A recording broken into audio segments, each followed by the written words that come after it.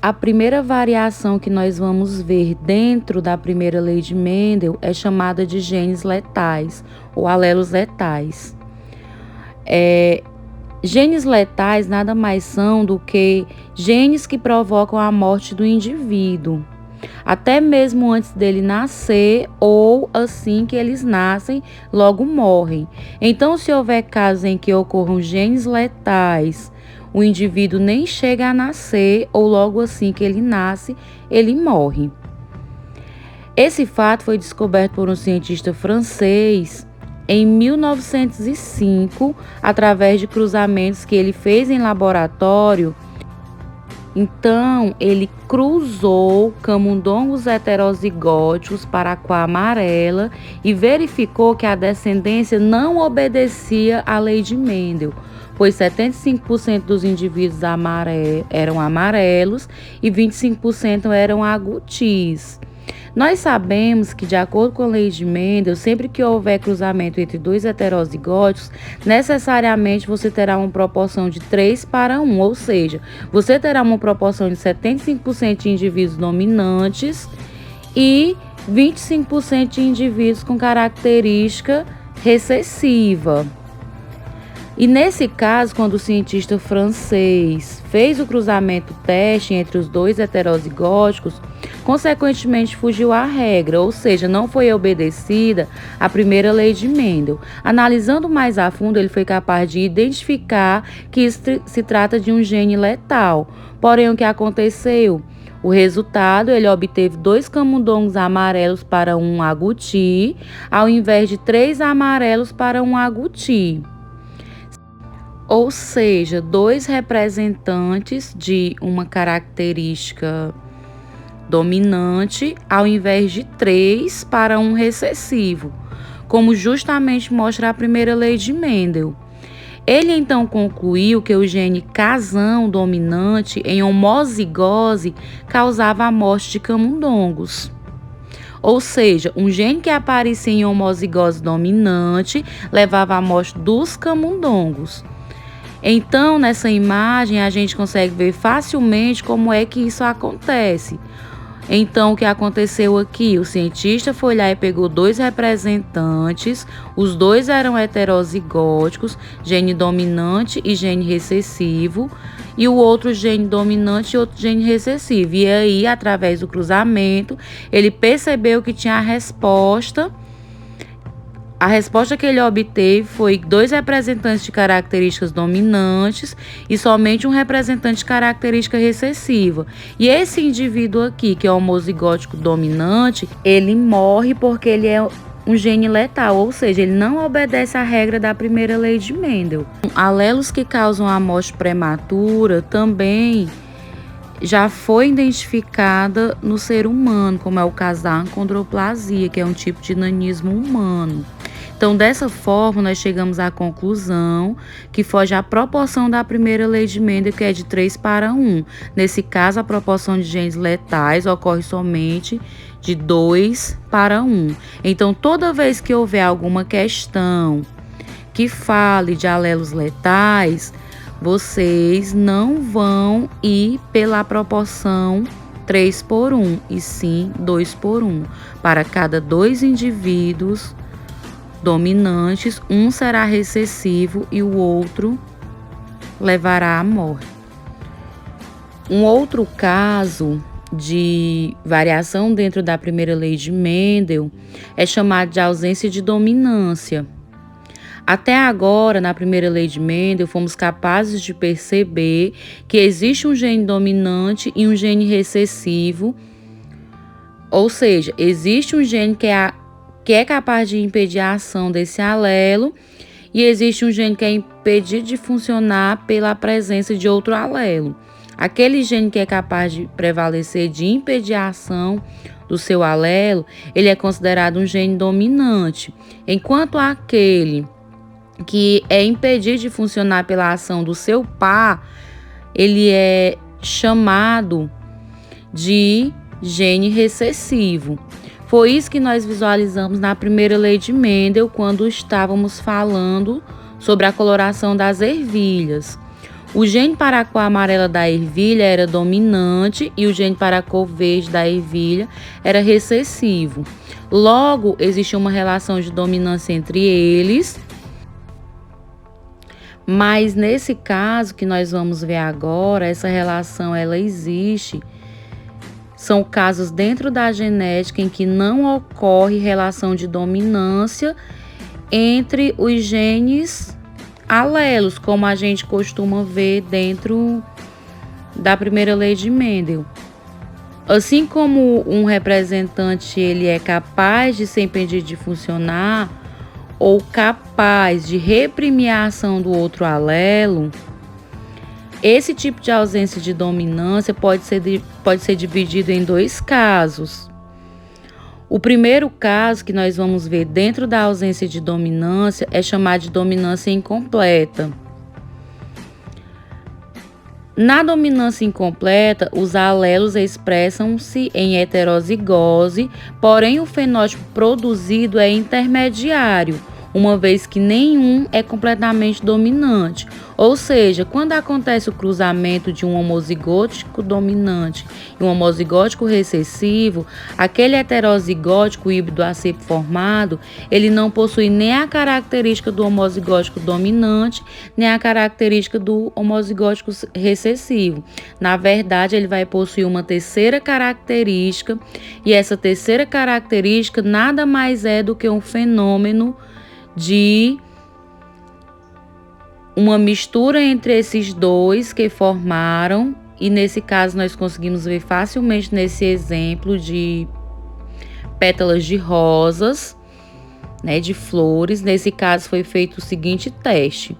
Um cientista estava fazendo cruzamento entre rosas, aí ele percebeu que as pétalas existiam pétalas vermelhas, existiam pétalas brancas e, consequentemente, quando ele fez esse cruzamento, o que, de acordo com a primeira lei de Mendel, o heterozigótico, ele deveria ser em uma das cores.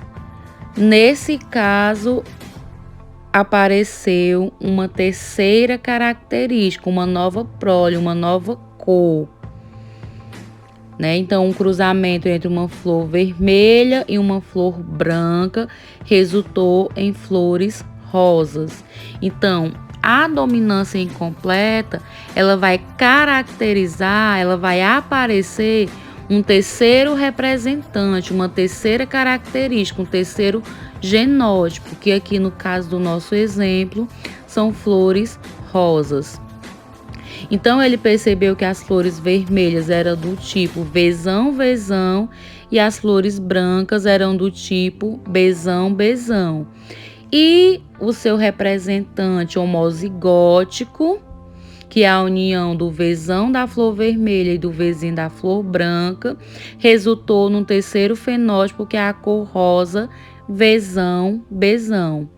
Então, dessa forma, como o Mendel fez, ele realizou o procedimento e ele foi capaz de realizar um cruzamento em que apareceu uma nova variação genética, que é o que nós chamamos de dominância incompleta.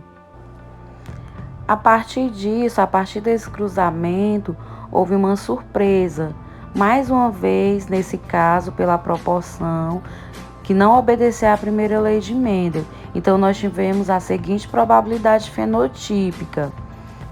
Então, o resultado aqui foi um representante da coloração vermelha, 1/4 ou 25%, que são representantes desses indivíduos. Para a cor rosa, nós tivemos 2 representantes para 4 possibilidades, então é 1/2 ou 50%.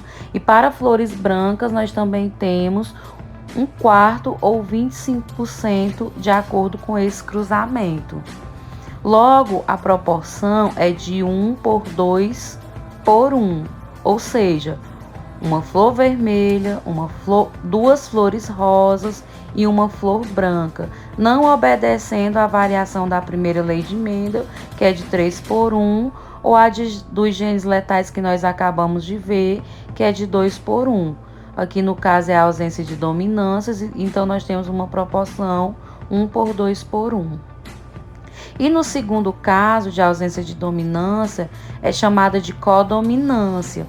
Nesse caso aqui de codominância, acontece da seguinte forma: quando os dois alelos se expressam em heterozigose, aqui, ele, diferentemente da dominância incompleta que a gente viu no slide anterior, não é o fenótipo intermediário, e sim ele representa os dois fenótipos juntos, ou seja, não surge uma terceira característica, um filho com a mistura dos dois representantes que os geraram, e sim surge um representante com metade das características de um e metade das características de outro, o que nós podemos visualizar facilmente aqui nesses exemplos dos bovinos, que ao serem cruzados representam esse caso de codominância.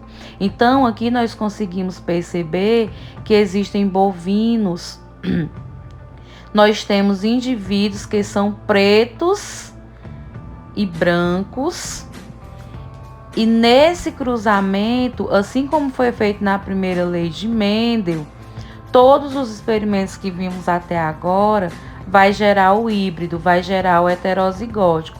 E esse heterozigótico, ele não tem o terceiro fenótipo, ele não tem uma característica intermediária, como nós vimos na dominância incompleta, ele é malhado. Ou seja, se nós estivéssemos obedecendo a ausência de dominância e dominância incompleta, iria gerar um fenótipo intermediário. E esses bovinos aí, eles deveriam de ser cinzas, que é justamente a união do preto com o branco. Mas nesse caso, eles nasceram todos malhados.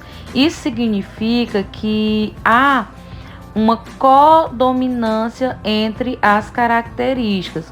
O indivíduo ele é representado por metade das características que vem da mãe e metade das características que vem do pai. Ao mesmo processo que se faz para a dominância incompleta, também se faz aqui em codominância. Então a gente pega um representante da cor branca e um representante da cor preta, e a geração F1, quando a gente faz o cruzamento, vai ser o seguinte, né? A probabilidade fenotípica. Nós vamos ter representantes que podem ser brancos, malhados ou pretos. Os representantes que são brancos representam 1/4 das possibilidades, ou 25%. Os malhados representam a metade, ou seja, 50% dos representantes desse cruzamento, enquanto o preto nós temos aqui também 25%. Então, é basicamente igual a probabilidade para os representantes da dominância incompleta, mas que nesse caso não geram um terceiro fenótipo. Nesse caso, eles geram indivíduos que possuem tanto a característica do pai quanto a característica da mãe. Logo, a proporção é de 1/2/1. Para finalizarmos esse conteúdo de variações da primeira lei de Mendel, nós vamos falar de alelos múltiplos. Você acha que é possível ter diferentes tipos de alelos para o mesmo loco? Sim, é possível. Quando há mais de 2 alelos possíveis para cada loco, fala-se em alelos múltiplos ou polialelia. Nos casos de polialelia, ainda que existam em uma população vários alelos para o mesmo loco, em cada célula diploide de um indivíduo ocorrem apenas 2 alelos, pois há somente 2 cromossomos homólogos. Suponhamos que um gene tenha 3 alelos, um azão 1, um azão 2. Por serem alelos, eles estão localizados no mesmo loco em cromossomos homólogos. Observe as combinações possíveis: 2 azão entre os alelos em células diploide, um azão e um azão 1, e na outra célula nós temos um azão e um ASAN2. Esses alelos permitem 6 combinações. Cada uma delas pode manifestar um fenótipo diferente. Dependendo do tipo de relação existente entre os alelos formadores dos pares, ou seja, se há ou não dominância de um alelo sobre o outro. O mecanismo de transmissão desses alelos é o mesmo que ocorre no monohibridismo. Para exemplificar, apresentaremos a herança da cor do pelo em coelhos. Existem 4 fenótipos para esse caráter. Observe: agouti ou selvagem apresenta cor acinzentada com aspecto salpicado. Chinchila apresenta cor cinza prateada clara. Himalaia apresenta pelos brancos na maioria da parte do corpo e pelos pretos no focinho, nas orelhas, nas patas e na cauda. E albino apresenta a ausência total de pigmentos, apresenta pelos completamente brancos. Verificou-se que esses 4 fenótipos distintos são determinados por 4 alelos diferentes: C+, selvagem ou agouti, CCH, chinchila, CH, himalaia e Czinho, albino. Os alelos apresentam a seguinte relação de dominância. O fenótipo selvagem é dominante sobre o chinchila, himalaia e albino. O fenótipo chinchila é dominante sobre o himalaia e o albino. O himalaia é dominante sobre o albino. Assim, os genótipos podem ser como estão descritos na tabela. Observe que para o coelho apresentar o fenótipo selvagem, o agouti, basta ele ter um alelo Czão no genótipo, pois, como visto, esse alelo ele é dominante sobre todos os outros, que, por outro lado, para o coelho apresentar o fenótipo albino, ele deve ser homozigótico Czinho, pois esse alelo é recessivo para todos os outros alelos.